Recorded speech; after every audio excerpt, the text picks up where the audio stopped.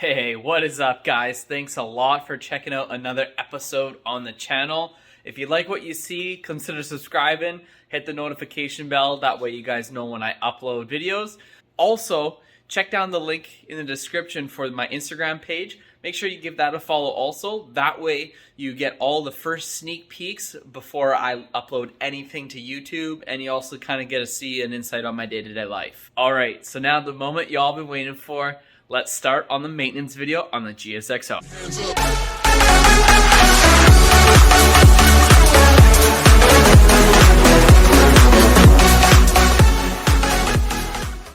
Here we go. We are going to begin maintenance on the 2010 Gsxr 600.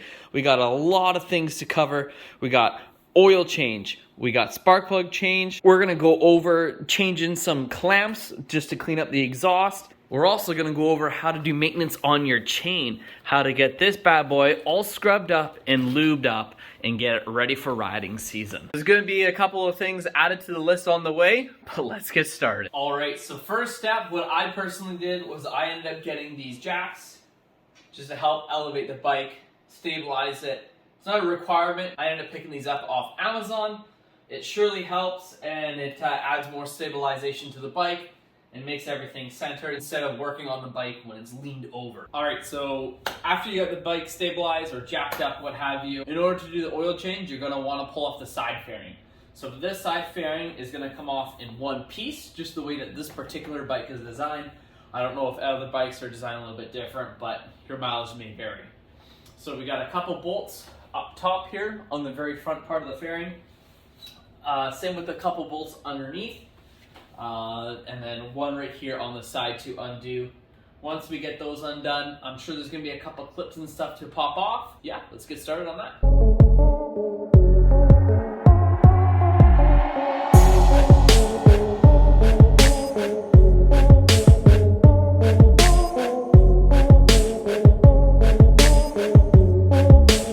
So as you might have seen, I'm actually removing these push pin retainer clips.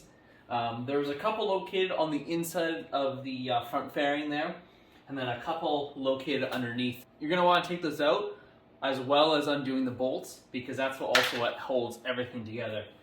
Generally, there's going to be a grommet right here, and then I believe there's going to be one down below. That's just a hard plastic that's actually built into the fairing. That's just pushed into the bike, a little rubber grommet, so you're going to want to undo that. Just grab the fairing, just nice and gentle, just like that. You can feel it pop out already. And then, yeah, like I said, there's going to be one located somewhere around this vicinity because I can feel it actually hanging up. So I'm just going to gently pop it. There we go. And then also there's going to be a few clips that the side fairing is going to slot into that we're just going to gently pull out. Don't want to break anything.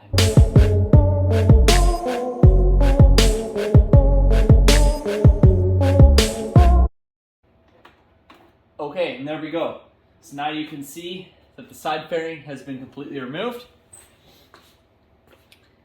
Like I said, there was the couple grommets, one right there, and then there was another one right there.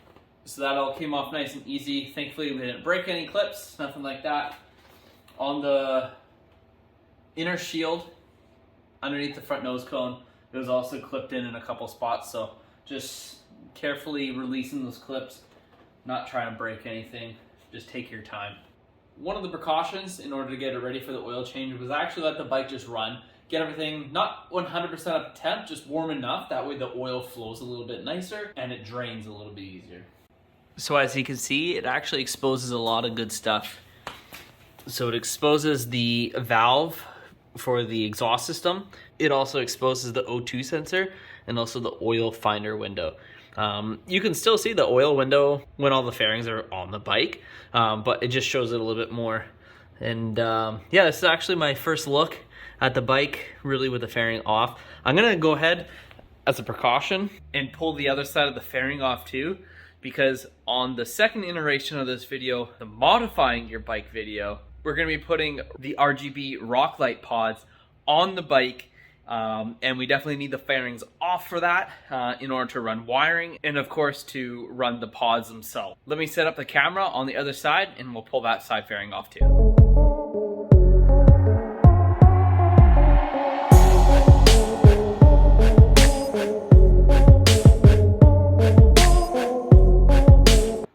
Alright guys, so now one of the nice things is with the driver's side fairing, let's say the left side removed, we actually have better access to the oil filter, which is located right here, instead of trying to reach through on the other side. Like I said, I needed both sides off anyhow for the modification video to put on the RGB rock lights. So more access the better in my opinion. But in reality, if you're just doing the oil change, you can only pull off the left side fairing of the bike. That way it gives you better exposure to the oil filter instead of trying to reach through the exhaust and what. So it looks like for the oil sump, the drain bolt is located right there, and the fill is actually on the other side, located right here, right at the top. It tells us exactly how many milliliters to put in. It wants us to put in 2,200 milliliters. Like I said, guys, having these race stands, making the bike level completely, completely stable, no risk of tip over, nothing like that, is honestly super reassuring. So let's get started to drain the oil. All right, so it looks like it's a 17 mil bolt. So we'll just go ahead and crack that and then undo it. Get the pad ready to catch it. There we go. So the oil's pretty dirty. Thankfully, I'm changing it now. When I picked up the bike, they told me that the oil was just recently changed. In my opinion, probably not. For the bike to only have 8,500 kilometers on it, it's good to do it now. For me, it's a peace of mind, and also I'm not going to take anybody's word on maintenance. Just take care of it now. That way it's beneficial for you down the road. For those of you who don't know, I'm going to be doing a two-part series on this bike. The first one is going to be doing the maintenance, and the second one is going to be modifying your bike. So by modifying it, we're doing RGB rock light kit on it, other LED lightings on it too. We're going to be cleaning up the exhaust can, clear coating the carbon fiber, also painting the exhaust too, just to clean it up, make it look a little bit more OEMS, and a few other things. So if you haven't seen my previous video, I'm going to link it up top here. Definitely do go check that out. That way you guys are all caught up. So it looks like it's pretty much done all draining. I'm going to go ahead and clean it all up, get the drain plug on, and then we're going to go ahead and undo the oil filter. So just as you've seen there, lightly unscrew the oil filter, let whatever reminiscing oil in it just drain out instead of getting it everywhere.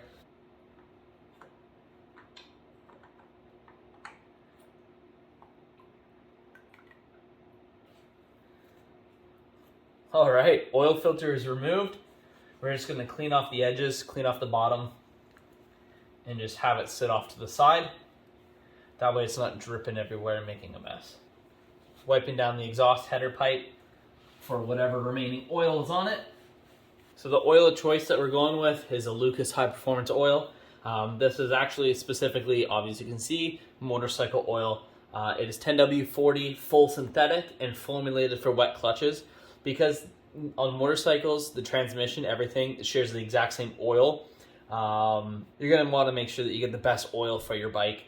It's just added protection, knowing that you got a good product. All right, so now what we're going to do is we're going to open the oil up. We're actually going to pour some oil in the filter. Some people say it's not needed. Some people say it is needed. I personally believe in having oil inside the filter. That way when you start up your bike for the first time, it already has oil in it. It's not running a dry filter and trying to get it all soaking wet. It's already pre-lube, so I just slosh it around, try to get it to soak that cartridge that's in there.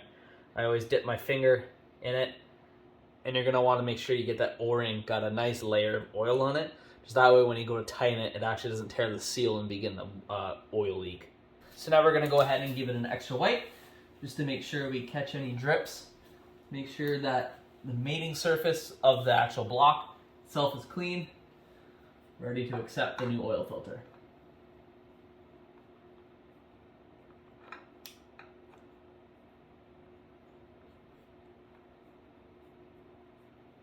All right, looks like we're getting a good seal. Just do it up, hand tight. Okay, so that part is done. Let me go grab the brake clean, spray off this exhaust header pipe. That way, when it goes to start for the first time, there's no burning residue.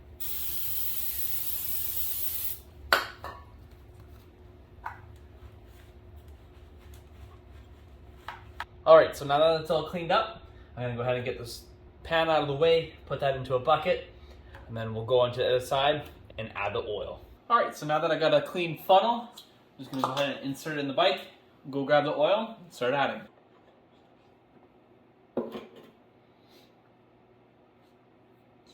Now that we have at least 1 liter in the bike, double check just to make sure there's no leaks anywhere.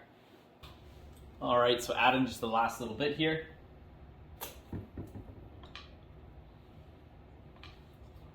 All right, so there we go. It's all in. Put the filler cap back on. Oil change is done. Now it's time to start the bike and get the oil cycled. You're gonna wanna open up your garage just that way you don't die of the exhaust fumes.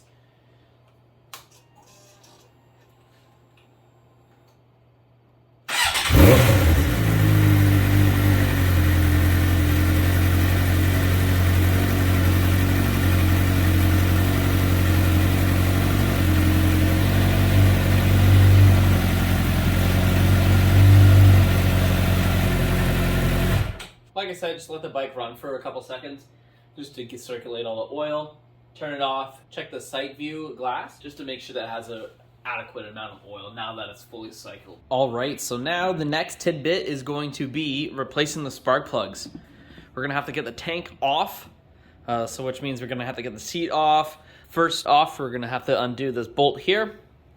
We're gonna have to get the seat off by undoing the bolt here, and then one on the opposite side, but then the seat will just slide out. And then we can lift up the tank in order to get at the spark plugs.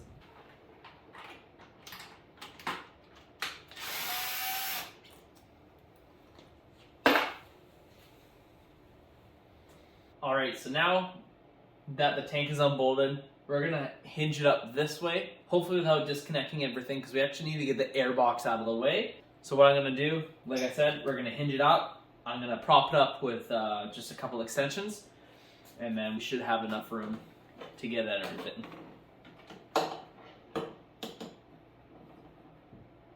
Just like that. Should be sturdy enough. Now I should be able to unbolt the air box and hopefully lift it out.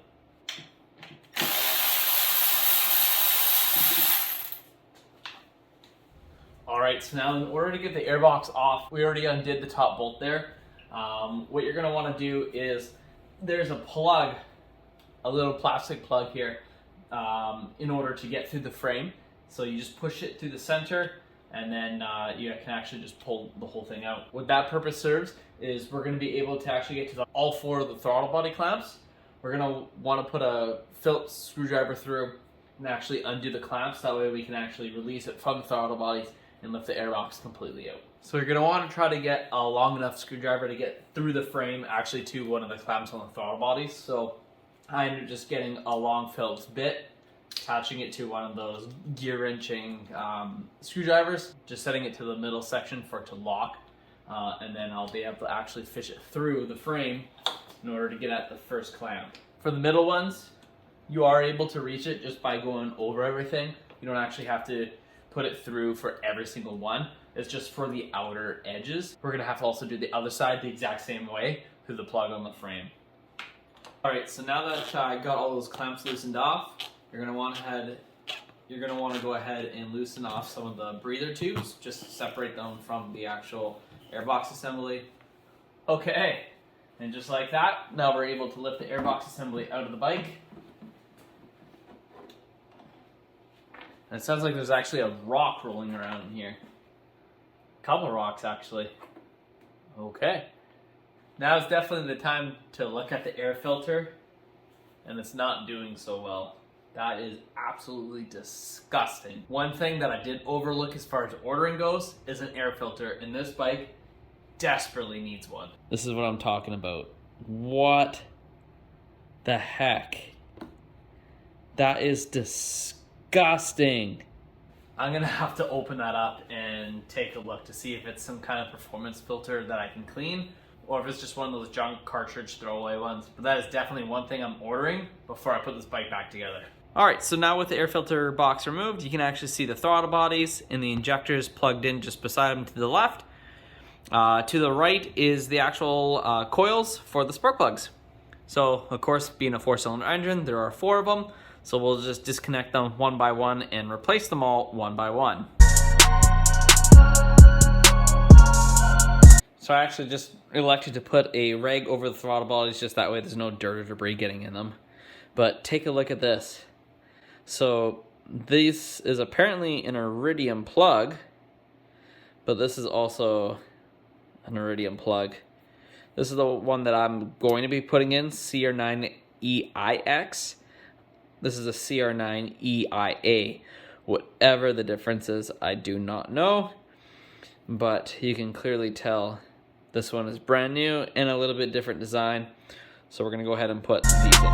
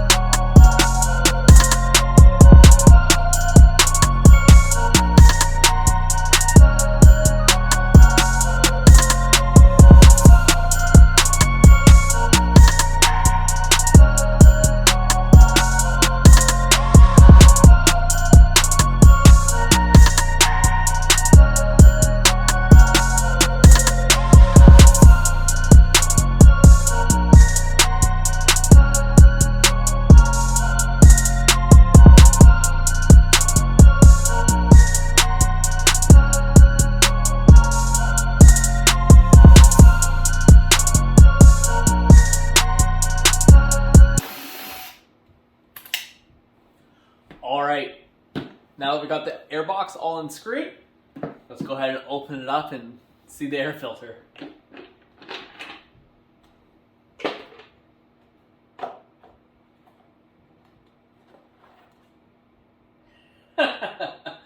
What? That is disgusting. You guys need a close-up on that? Holy smokes. That part looks fine. Actually, at first I thought it was a K&N filter or something. But that is absolutely disgusting. This looks like legitimate mud is just caked in here. So that sucks, and that's disgusting. Alright, so now here is the brand new filter. As you can see, obviously it's brand new compared to that. Like, wow, what a difference. That is absolutely rank. Cool, so now let's go ahead and get that in the airbox assembly, and then the airbox assembly wrapped up and back in the bike. Before I put the actual air filter back in, give the casing a nice clean. And yeah, now it's ready to get the new air filter in.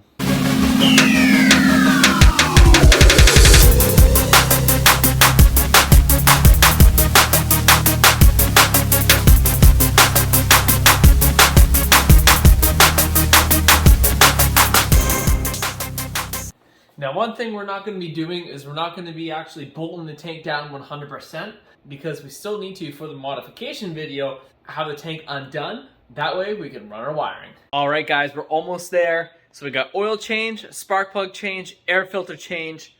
Let's go ahead and service that chain. All right, so effectively what we're going to do is we have a chain brush here. So you can see that this is actually notched out. That way it fits perfectly in a chain groove. When we rotate the tire, it actually will scrub the chain, all around it. One thing that we're going to use is a castor oil chain lube, just to spray it on, and then as we rotate the tire, we're going to scrub it, and then we're going to do a good wipe, and then do it again, probably about 2 or 3 times, and then we're going to finally hit it with the final coat of just chain lube itself, and then we should be fine.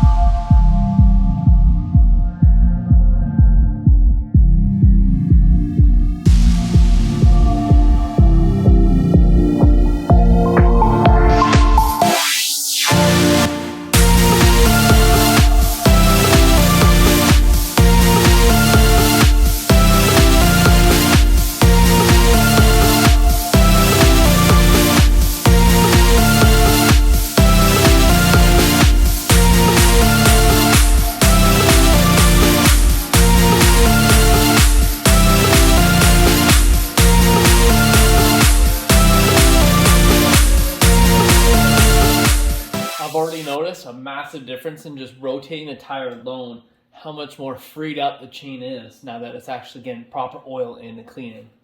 Okay guys, so this is where we're going to end it off here before the video actually gets way too long, as I've already noticed it has been. So for everybody that has stuck around, thank you so much. Super appreciate you guys. Do remember, check out the Instagram link down below to follow the page. That way you guys get all the sneak peeks first. And also please smash that like and subscribe button. Give me a good thumbs up. And remember, the next video coming out is the modification video. Essentially, we're going to be picking up right where we left off. But this time around, we're going to be doing all the lighting and everything too. So thanks a lot. See you in the next one.